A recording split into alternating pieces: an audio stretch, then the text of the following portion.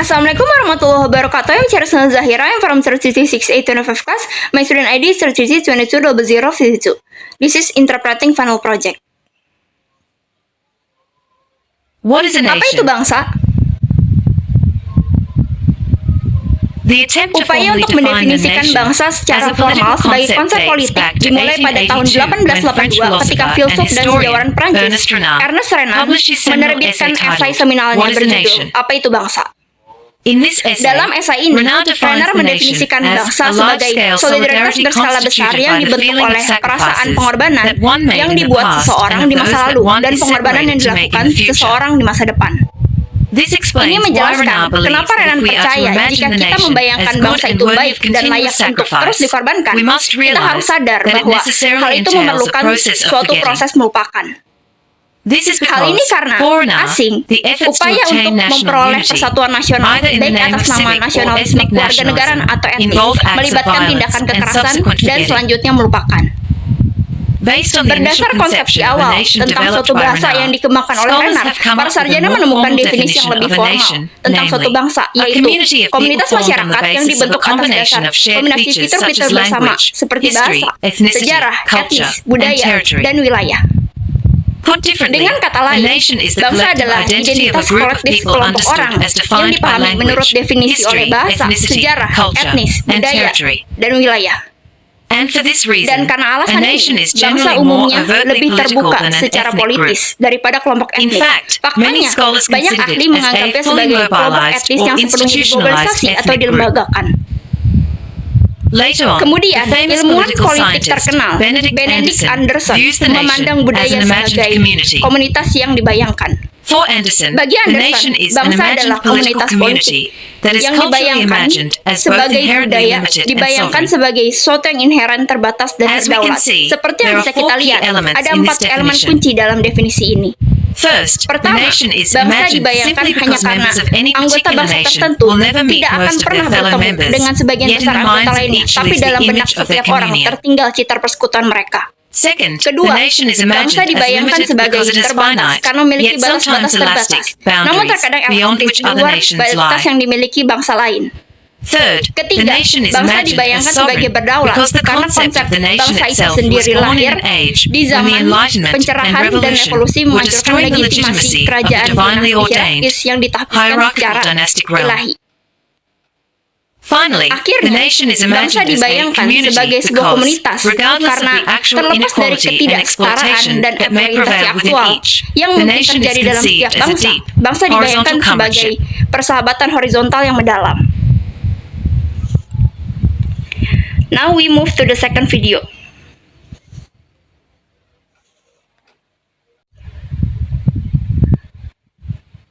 Sintaksis adalah hukum bahasa yang menentukan urutan kata dan struktur kalimat dasar dalam berbagai bahasa.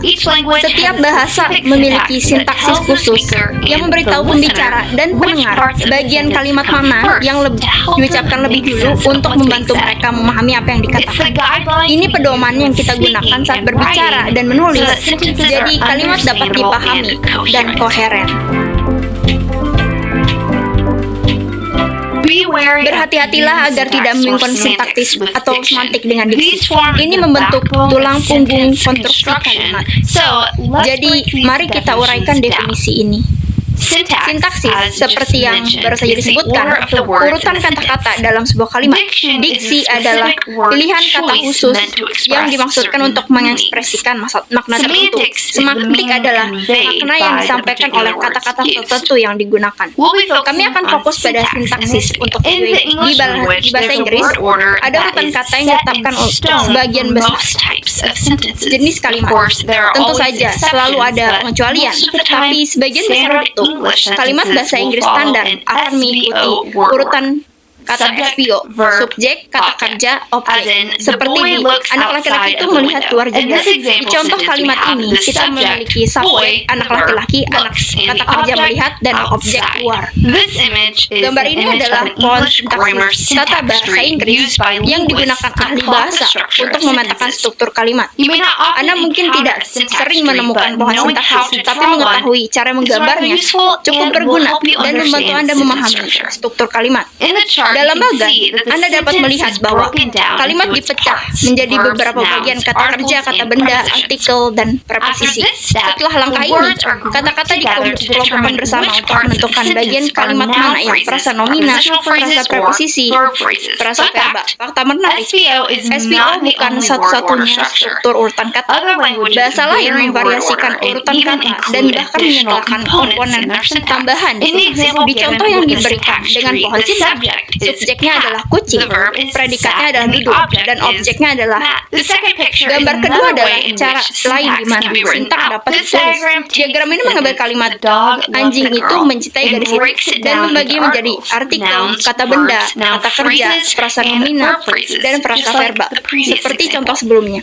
In this Di sentence, kalimat the ini, subject is subjeknya dog, adalah anjing, the verb kata is kerja adalah love, dicintai, and the object dan is objeknya girl. adalah gadis. Again, the Sekali lagi, syntax pohon trees are sintaksis tak not to be dimaksudkan intimidating, but untuk are used to mengintimidasi, better tapi understand the digunakan untuk structure lebih of a memahami sentence struktur kalimat and dan to reveal each mengungkap part's purpose tujuan within the setiap sentence. bagian dalam kalimat. An additional use Penggunaan for tambahan syntax untuk pohon trees is that sintaksis itu whenever a tiap kali different word urutan order kata is berbeda used for a dipakai sentence, untuk sebuah it kalimat, can be urutan tersebut bisa decoded. diuraikan. For example, if Contohnya, you are jika hearing Anda a sentence mendengar in a foreign kalimat bahasa language asing that yang follows a mengikuti urutan VSO SVO order atau or some other variasi variation, lainnya, creating a membuat syntax pohon tree sintaksis for that untuk sentence kalimat can help tersebut you to dapat put the membantu words Anda in SVO menyusun order kata-kata dalam so you urutan might understand SVO what's agar Anda being dapat said. memahami apa yang Let's have dikatakan. a Mari recap. kita rangkum. 1. Satu, Syntax sintaksis is the adalah sentence structure. struktur kalimat. 2. Dua, Diction is the choosing diksi of adalah words to pemilihan relate kata a untuk certain meaning. menghubungkan 3. makna tertentu. Semantics Tiga, is the semantik meaning adalah that is makna yang expressed diungkapkan from the words dari used. kata-kata yang digunakan. 4. Syntax Pohon trees are sintaksis a adalah neat alat graphing tool grafik to yang chart rapi sentence untuk structure memetakan and make struktur kalimat sense of word dan order memahami and urutan kata how it's serta functioning in cara the world kerjanya of English. dalam dunia bahasa Inggris. Thanks for joining us. Terima kasih for telah this bergabung syntax dengan kami tutorial. untuk tutorial If you found sintaksis this video ini. to be Jika Anda helpful, merasa video ini check out the rest of bermanfaat, our lihat channel saluran for kami lainnya additional help. untuk bantuan See you guys belajar. next time. Sampai jumpa di lain waktu.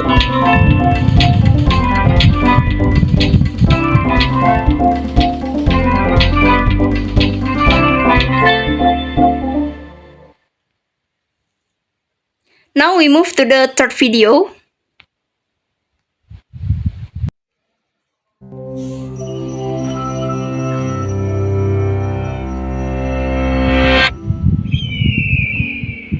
Selama hampir satu dekade, para ilmuwan mencari sumber virus baru yang mematikan melalui gunung-gunung tertinggi dan gua-gua paling terpencil di Cina. Mereka akhirnya menemukannya di sini, pada kelelawar di Gua Shito.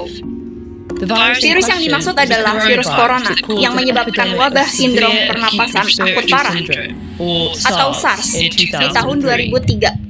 Virus corona adalah sekelompok virus yang diselimuti duri-duri protein kecil yang terlihat seperti mahkota atau corona di bahasa Latin. Ada ratusan virus corona yang diketahui. 7 diantaranya menginfeksi manusia dan dapat menyebabkan penyakit. Virus corona SARS-CoV memicu SARS, MERS-CoV menyebabkan MERS, dan SARS-CoV-2 menyebabkan COVID-19. Dari 7 virus corona pada manusia, 4 menyebabkan pilek, infeksi ringan yang sangat menular pada hidung dan tenggorokan. 2 menginfeksi paru-paru dan menyebabkan penyakit yang jauh lebih parah. Virus ketujuh menyebabkan COVID-19, punya ciri khas keduanya.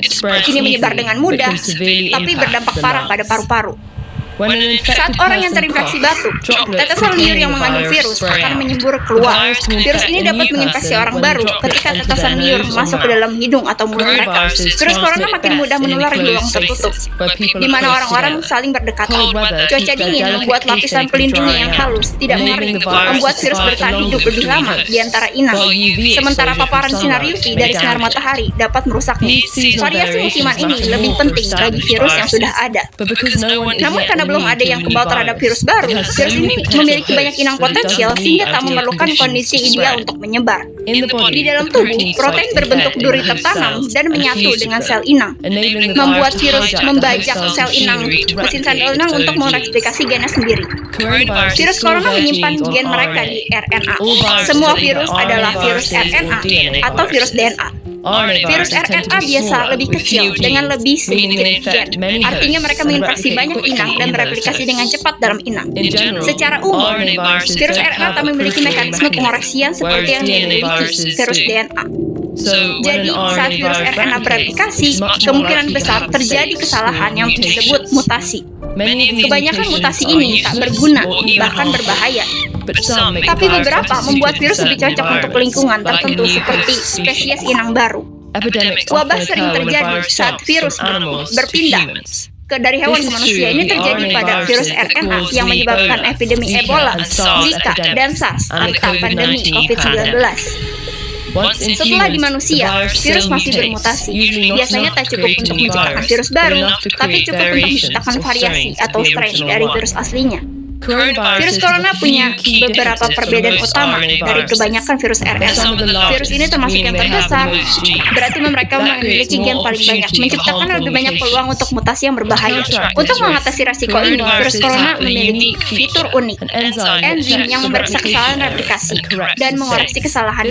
Ini membuat virus corona jauh lebih stabil dengan tingkat mutasi yang lebih lambat daripada virus RNA lain.